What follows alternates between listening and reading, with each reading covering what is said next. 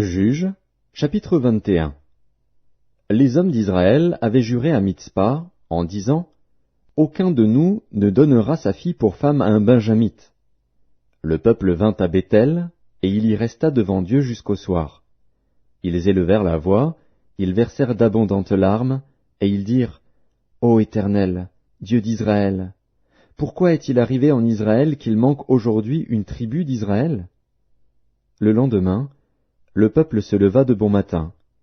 Ils bâtirent là un autel, et ils offrirent des holocaustes et des sacrifices d'action de grâce.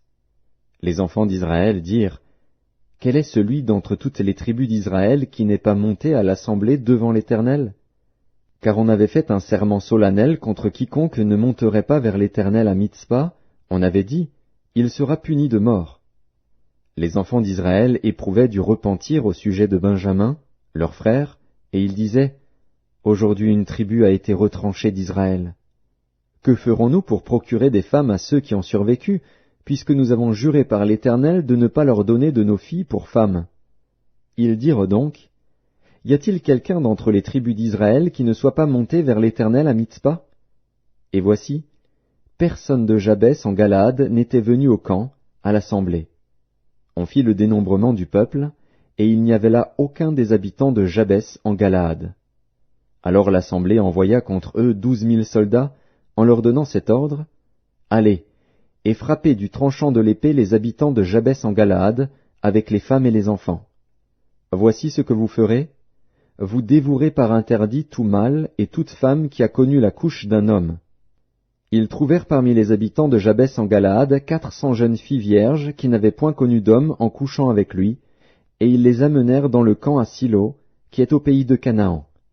Toute l'assemblée envoya des messagers pour parler aux fils de Benjamin qui étaient au rocher de Rimon, et pour leur annoncer la paix. En ce temps-là, les Benjamites revinrent, et on leur donna les femmes à qui l'on avait laissé la vie parmi les femmes de Jabès en Galaad. Mais il n'y en avait pas assez pour eux.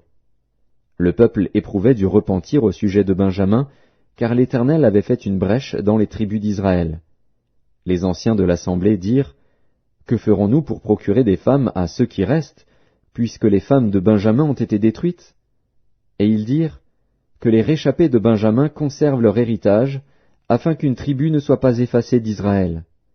Mais nous ne pouvons pas leur donner de nos filles pour femmes, car les enfants d'Israël ont juré, en disant, « Maudit soit celui qui donnera une femme à un benjamite. » Et ils dirent, « Voici, il y a chaque année une fête de l'Éternel à Silo, qui est au nord de Béthel, à l'orient de la route qui monte de Béthel, à Sichem, et au midi de Lebona. » Puis ils donnèrent cet ordre aux fils de Benjamin, « Allez, et placez-vous en embuscade dans les vignes.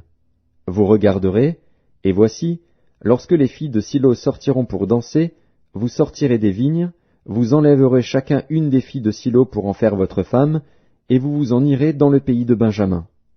Si leur père ou leur frère viennent se plaindre auprès de nous, nous leur dirons, « Accordez-les-nous, car nous n'avons pas pris une femme pour chacun dans la guerre. Ce n'est pas vous qui les leur avez données. En ce cas, vous seriez coupables. » Ainsi firent les fils de Benjamin. Ils prirent des femmes selon leur nombre parmi les danseuses qu'ils enlevèrent, puis ils partirent et retournèrent dans leur héritage. Ils rebâtirent les villes et y habitèrent.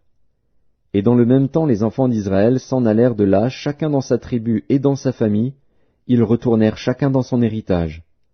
En ce temps-là, il n'y avait point de roi en Israël, chacun faisait ce qui lui semblait bon.